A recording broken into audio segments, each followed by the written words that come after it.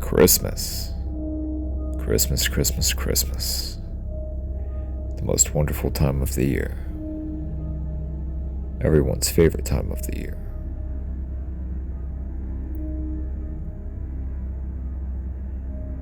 Every single December, I would take some time off and go to my nice little secluded cabin for a couple days, and then I would invite my family up for a nice get-together. It was the same as almost every year before. I would get myself a nice tree from the forest and arrange it, decorate it properly, have a nice proper meal, and invite the family over. But this year was a little bit different. I sought out myself a nice, good solid pine tree, about 7 feet tall. My cabin was about 10 feet tall, 10 foot ceiling, and it was still nice and imposing, but nothing too tall. The night before, I overheard a pack of wolves a ways away.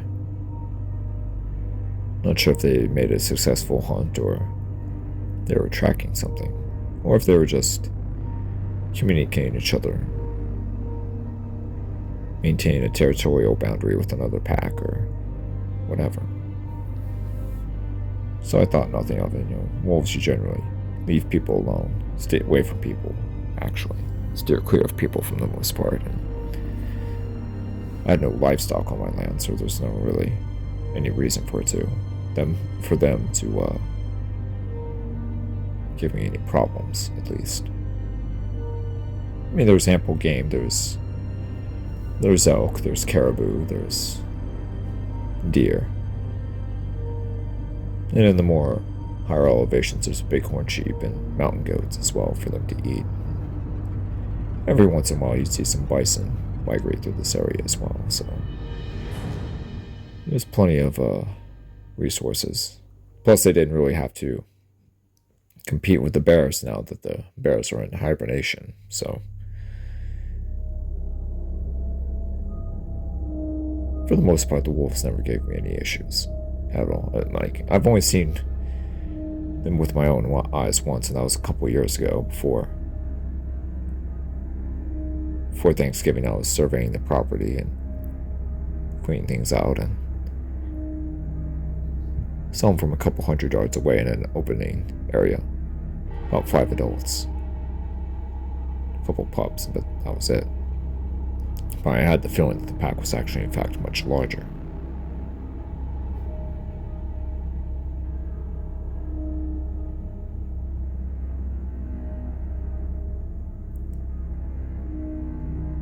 It just so happened that it was a decent night out. It was just really nice, crisp, clear, not a cloud in the sky. The moon was about half full, and for some reason I felt the need to go have a walk around the woods.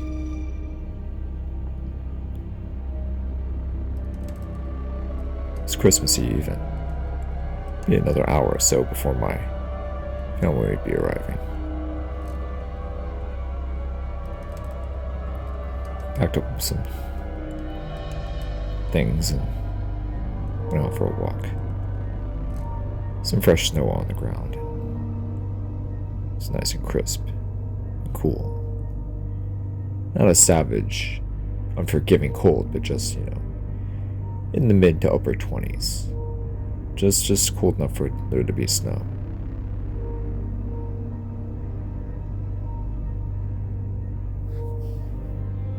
Continue down through the trail.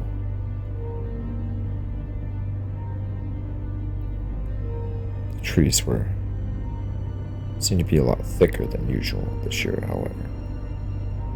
It seemed odd because I never noticed that there was primarily a mix of pine and deciduous trees in my property, but it seemed like the deciduous trees were The dead deciduous trees were sticking out more than usual.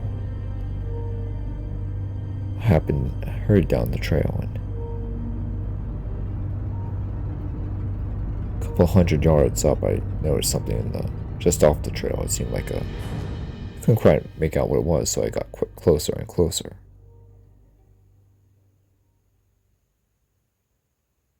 Ah, it was a dead caribou. Freshly killed one. They must have gotten it a night or two ago when I heard them. Shit, I'm on the wolf kill. Before I can make my way back, I began to hear a snarl, a growl. Just then a large gray wolf happened onto the trail, its yellow amber eyes illuminating by the glow of the moon. It spread its lips and bared its teeth, snarling at me. I extended my hand out in front of me, making a stop gesture, while slowly beginning to back away. Easy, I whispered. Then two more came from the side. Then another popped up onto the caribou carcass, snarling. I continued to back away, slowly. Easy, boys, easy, I said calmly. I was starting to shake a little bit and sweat just a little. I knew that the pack was being territorial and they just wanted me to get away from the carcass.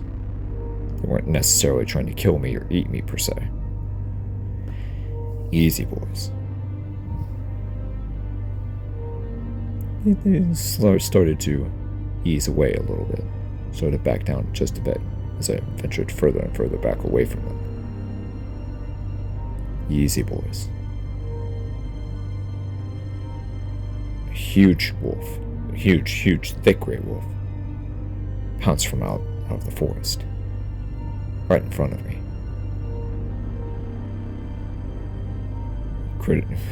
Bared his teeth and was just rabid. Not literally having rabies or rabid, just really defensive of his kill and his brothers and sisters. His gray and black fur, his thick gray and black fur, standing on edge. His yellow amber eyes, staring right into me. Easy, boy. I continued to back away, my hand extended in front of my body. Easy, I whispered as I backed away. Suddenly, there was silence. The pack stopped snarling and growling. The owl looked over to the left side in the forest.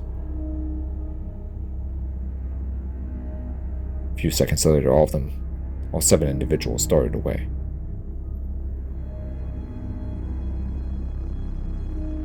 I mean, they were just gone. No sound, no snarl, no growl, no howl, nothing. All 7 of them just ran off, suddenly.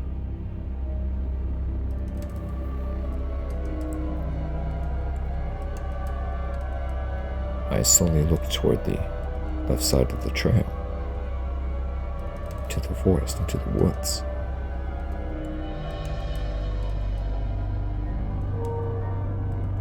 There was nothing there. I couldn't decipher any movement, any sound, nothing.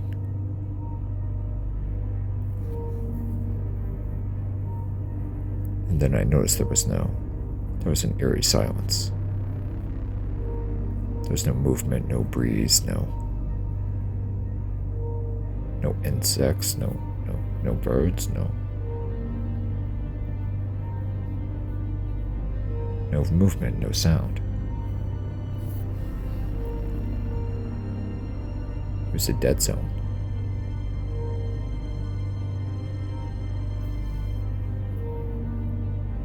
The wolves left the carcass. They had completely abandoned the caribou carcass. They just left it there. They ran away fast. I mean, I've never seen them, a whole pack of 7 individuals, run away like that. I mean, the bears should be hibernating. Even at then, the wolf pack of 7 individuals aren't going to run from a bear and just leave up a fresh kill like this.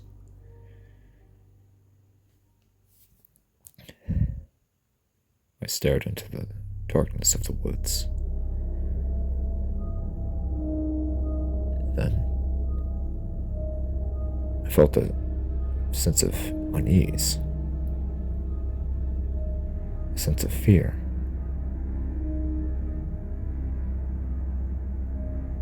Like I've never felt before. There was a sense of fear. Like I was in trouble. I was in danger. I was being approached, watched.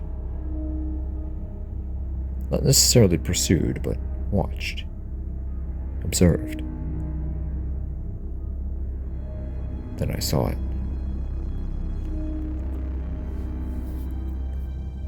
Off to my left.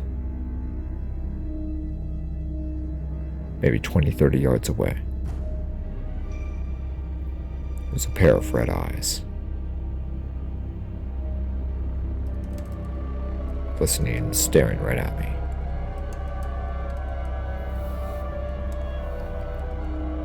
Both of them were almost, God, size of mandarins maybe. About 5.5 to 6 feet off the ground, staring, looking right at me.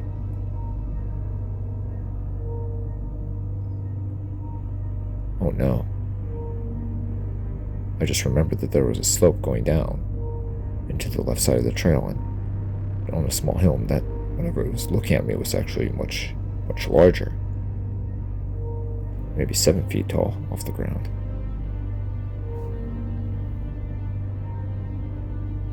Just then I could hear the huffing, the breathing, the huffing and the puffing. Visibly see the breath emanating from the creature, whatever it was. The beast, deep huffing. It sounded similar to a bison, but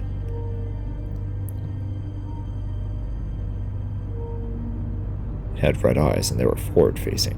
Bison's eyes are on the side of their head, not the front. That's usually an adaptation that's geared for mammalian predators.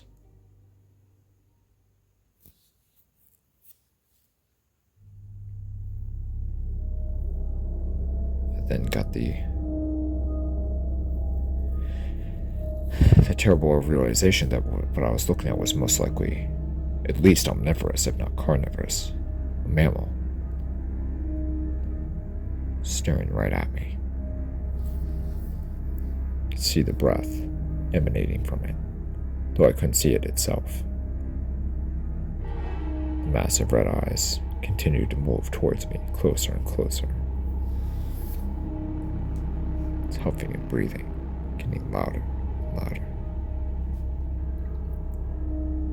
Slowly I backed away. Further and further away from the eyes, but they continued to follow me. What was interesting is that even though I could hear the beast breathing, huffing, I couldn't hear its footsteps, its footfalls. The animal sounded absolutely massive, and yet it was not making any sound against the ground. I walked back, looking over my shoulder every so often to make make sure I didn't trip over anything. I was unarmed, and there was no way I was going to turn my back and run and try to trigger a predatory response out of this thing.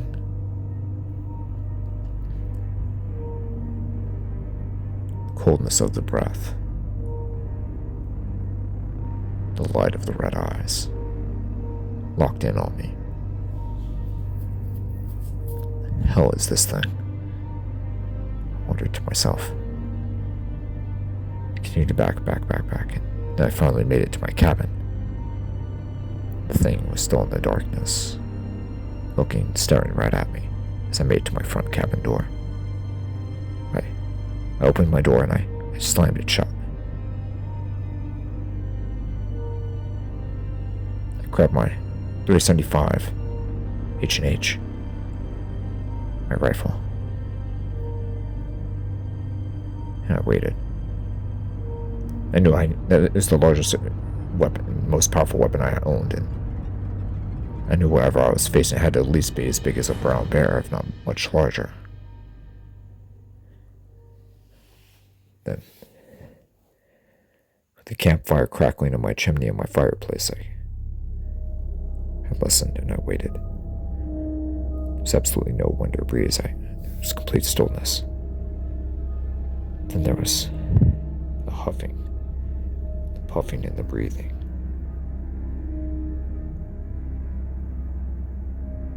Then this enormous black hand didn't bust or break through the wood of the log cabin. It sort of just moved through or oozed through the wood, almost like you'd think a ghost would.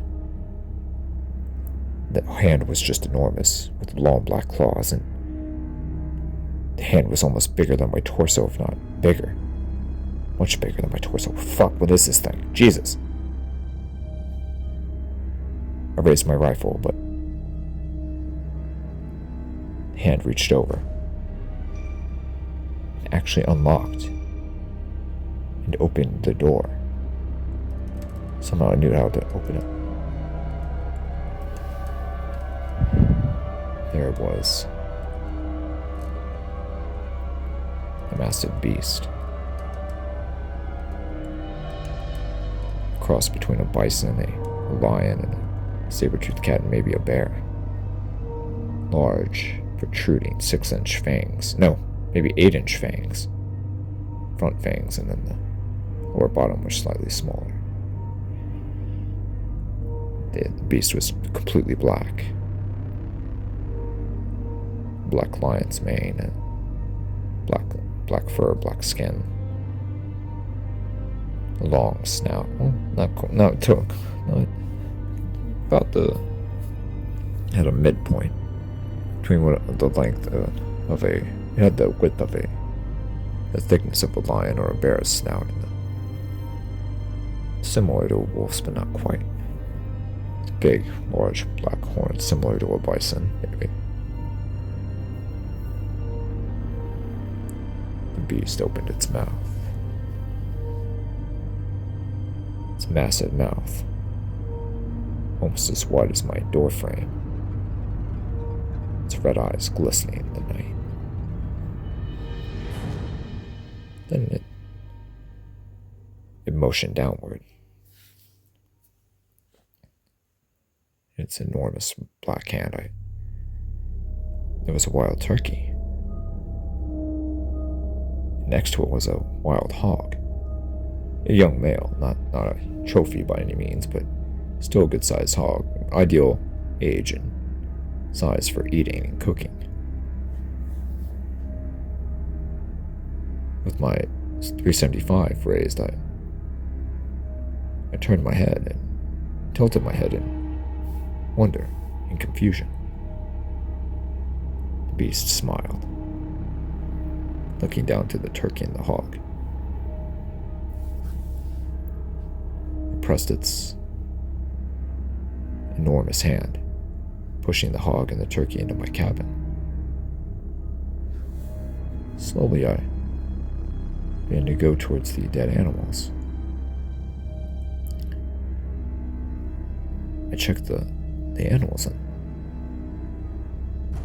they'd both been gutted and drained of blood already. Ready to be skinned and properly cooked. I looked up at the beast, and it smiled at me, nodding its head. It raised its paw and gestured toward the dead animals, the dead hog and the dead turkey. It smiled and nodded its head and began to walk away. I looked back down at the turkey and the hog, and I looked back up, and the beast was gone.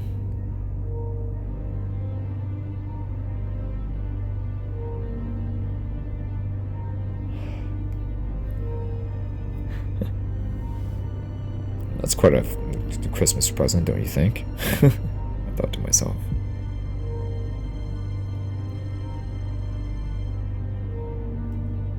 My family was going to come in a couple hours, and I still had time to prepare both of these. The night was still young. Thankfully, I was experienced in processing game animals, and I was able to get the job done. I began to cook them later that night, right as my family was arriving. So, courtesy of this thing, I had a good turkey dinner and hog dinner, some good ham for Christmas with my family. Not only did this thing scare off a pack of wolves that could have been problematic for me, it also provided me with a nice Christmas meal, which I already had one planned out, but it just made my Christmas that much better. And for that, I'll always be thankful. Always.